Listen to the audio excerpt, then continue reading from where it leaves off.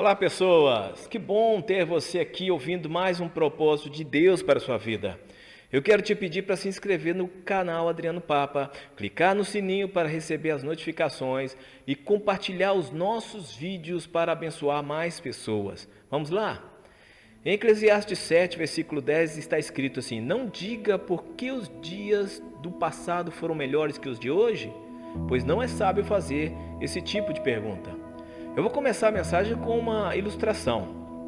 Eu tenho um amigo que está morando nos Estados Unidos e resolveu passar uns dias no Brasil e queria rever os amigos de adolescência e matar a saudade. A decepção começou para ele ao perceber que quando chegou aqui tudo estava diferente. Todos seus amigos cresceram, casaram, engordaram, ficaram carecas. A igreja que ele pertenceu naquele momento que ele fez a visita estava com pessoas diferentes e não era mais parecida com aquela igreja que ele havia deixado anos atrás. Pessoas morreram, pessoas novas chegaram, a cidade não era mais a mesma. E aquela nostalgia, aquela saudade ficou apenas na memória. As brincadeiras, as molecagens não cabiam mais com um bando de pais de família, alguns até viraram avós. O passado passou e as pessoas também. E aí esse amigo voltou um pouco triste no seu retorno para a América. Na cabeça dele era para o tempo ter dado uma pausa quando ele foi embora. E agora quando ele voltou, era para dar o play e voltar tudo a ser como era antes. Só que tudo estava diferente. Acontece que ele também estava diferente. O passado passou e ele não queria aceitar isso. E hoje nós vamos falar de algo que talvez vai incomodar muita gente. O problema, ou o sentimento, ou o trauma que você está vivendo aqui hoje, talvez seja pelo fato de ficar preso ao passado. O texto de Eclesiastes, que acabamos de ler, nos dá uma noção de tudo isso. Já ouviu aquelas pessoas saudosistas dizendo que antigamente que tinham música boa? Pois é. Antigamente os filmes eram melhores? Pois é. E é isso que o texto de Eclesiastes quer dizer. Tem gente que fica fantasiando o passado, achando que as coisas eram melhores do que hoje. E com isso elas acabam fugindo da responsabilidade e fogem também do propósito que Deus tem para esse momento, para esse presente. Só para vocês terem uma ideia do que eu estou falando, o povo que saiu do Egito com Moisés reclamavam do maná e falavam que tinham saudades das panelas de carne do faraó. Onde já se viu escravo comer carne? Mas isso era repetido toda vez que acontecia um problema no deserto. Passava a hora do almoço, começava uma rebelião querendo voltar para o Egito para comer as tais panelas de carne do faraó. Tinham o maná todo dia, aí começaram uma rebelião dizendo que estavam cansados de comer o maná e queriam voltar para o Egito para comer as tais panelas de carne do faraó.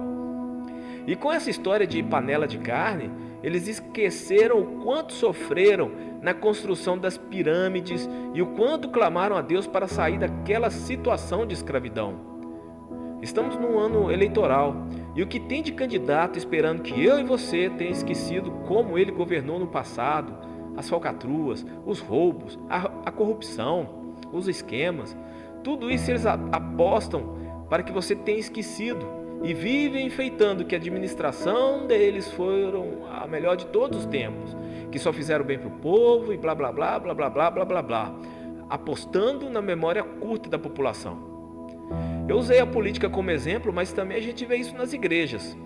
Quando um pastor chega numa igreja, o que ele mais ouve são histórias do passado, como aquela igreja foi gloriosa, como era assim, como era assado. E até as coisas boas que foram feitas, elas acabam sendo usadas como uma desculpa para não se fazer mais nada. Tipo assim, pastor, já trabalhei demais para Deus, pede outro para fazer isso. Pastor, já fui bom nesse trem, agora passa a peteca para outro. E fica essa nostalgia que não leva a comunidade a lugar nenhum. Meu querido, já pensou se Deus levasse a sério esse tipo de fala?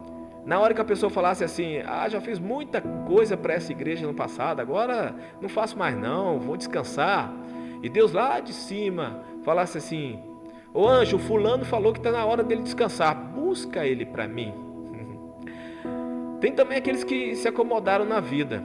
vivendo de tristeza em tristeza e de derrota em derrota, sem coragem para levantar a cabeça e olhar para frente e seguir atrás do alvo porque fica amargurando um passado trágico que não volta mais. Então, meu querido, eu vou dizer o seguinte: não tem jeito de você chegar no futuro se ficar preso ao passado. O futuro você constrói aqui e agora. O passado é como o rio que passa debaixo de uma ponte. Passou, passou, não volta mais. Então continue firme, olhando para Cristo, o autor e consumador da nossa fé. Aleluia. Tem pessoas que ficam presas a situações negativas, a experiências sentimentais, guardam mágoas no coração, não se libertam de ofensas que sofreram. Pense na história de Esaú, que ficou preso naquele sentimento de vingança contra Jacó. E Jacó, que ficou fugitivo, preso a um sentimento de covardia e medo por causa das trapaças que ele fez. Outros ficam presos a frustrações por causa do emprego que não deu certo, ou a empresa que tinha e faliu, ou não passou no concurso público, ou ficou decepcionado com o seu pastor, ou ficou decepcionado com o seu namorado ou namorada, e vai alimentando esse sentimento ruim, esse veneno na alma. Você pode me perguntar assim: mas como eu faço para esquecer o passado? E eu vou te responder: não tem como esquecer o passado, só se você sofrer de amnésia. O que passou faz parte da nossa história, ele está lá. O que temos que fazer então é aprender com os nossos erros e não repeti-los. Todos nós, de alguma forma, já sofremos com algo relacionado ao passado. Agora você tem uma escolha: deixa para trás ou fica se lamentando eternamente. Se alguém te fez algo no passado, te magoou, te feriu de alguma forma, isso só vai ter poder sobre você no tempo presente, no aqui e agora, se você permitir. O que você tem que decidir é se vai ficar tomando esse veneno todo dia, porque ficar relembrando é o mesmo que tomar veneno, isso vai te matar. Então, o meu conselho é que você aprenda o que for preciso aprender com seus erros, com os erros que você cometeu, e se libertar dessas amarras em nome de Jesus. As coisas boas que aconteceram no passado também nos ajudaram a chegar até aqui e sermos o que somos. Mas é preciso entender que é preciso continuar caminhando. É preciso enterrar o passado para viver o presente. Só assim a gente chega ao futuro que Deus tem preparado para nós. Em Lucas capítulo 9, do versículo 57 a 62, tem um texto maravilhoso que ilustra o tema da mensagem. Diz assim: quando andavam pelo caminho, um homem lhe disse: eu te seguirei por onde quer que fores. Jesus respondeu: as raposas têm as suas tocas e as aves do céu têm seus ninhos, mas o filho do homem não tem onde repousar a cabeça. A outro disse: siga-me. Mas o homem respondeu: Senhor, deixa-me ir primeiro sepultar meu pai. E Jesus lhe disse: deixe que os mortos sepultem os seus próprios mortos. Você, porém, vá e proclame o reino de Deus. Ainda outro disse: vou seguir-te, Senhor, mas deixa-me primeiro voltar e me despedir da minha família. Jesus respondeu: ninguém que põe a mão no arado e olha para trás é apto para o reino de Deus. Imagina você andando de carro e olhando apenas no retrovisor. Você corre o risco de ter um acidente por não olhar para frente, não é o mesmo? Se você vive olhando para o passado, você não vai conseguir focar no presente. Você não vai conseguir entender o propósito de Deus para a sua vida. Veja o exemplo da mulher de Ló. Os anjos acabaram de dar uma libertação à sua família e a ordem era: não olhe para trás, fujam para as montanhas. Enquanto a cidade estava sendo destruída, ela resolveu olhar para trás. Com isso se tornou uma estátua de sal, perdeu a vida, perdeu a família, perdeu tudo. E ainda tem gente que, quando se refere ao passado, diz que a gente era feliz e não sabia. Mas você quer olhar para o passado? Então faça comigo essa viagem no tempo. Visualize a seguinte imagem: no passado, lá no Calvário tem uma cruz. E nessa cruz meus pecados foram pagos.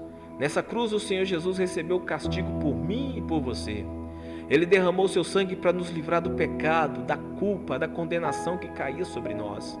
Ali morreu pendurado o Filho de Deus, com o corpo todo marcado, coroa de espinhos sobre a sua cabeça. Mas também lá no passado nós temos a sepultura vazia, porque ao terceiro dia ele ressuscitou, vencendo a morte e gritando: onde está a morte, a tua vitória? Onde está a morte, o teu aguilhão? Graças a Deus que nos dá a vitória por intermédio do nosso Senhor Jesus Cristo. Então, meu irmão, minha irmã, mesmo em meio às dificuldades da vida, é necessário que a gente continue nessa caminhada, enterrando o passado. O passado já passou. Aquilo que foi transgressão contra Deus, que haja arrependimento, confissão de pecados, conversão, ou seja, aquela guinada de 360 graus e continuar caminhando. Viver cada momento presente, pois o nosso futuro Deus já está lá. Em Isaías 43, 18 a 19 está escrito: não vos lembreis das coisas passadas, nem considereis as antigas. Eis que faço uma coisa nova, agora sairá à luz. Porventura não a percebeis? Eis que porei um caminho no deserto e rios no ermo. Deus quer fazer coisas novas em sua vida. Ele está te chamando para cumprir o propósito que Ele tem para você. Ele te chama para fazer coisas grandes e poderosas. Ele quer que você siga em frente sem olhar para trás. Ele quer que você viva o momento, o aqui e agora. E só existe uma direção: seguir em frente.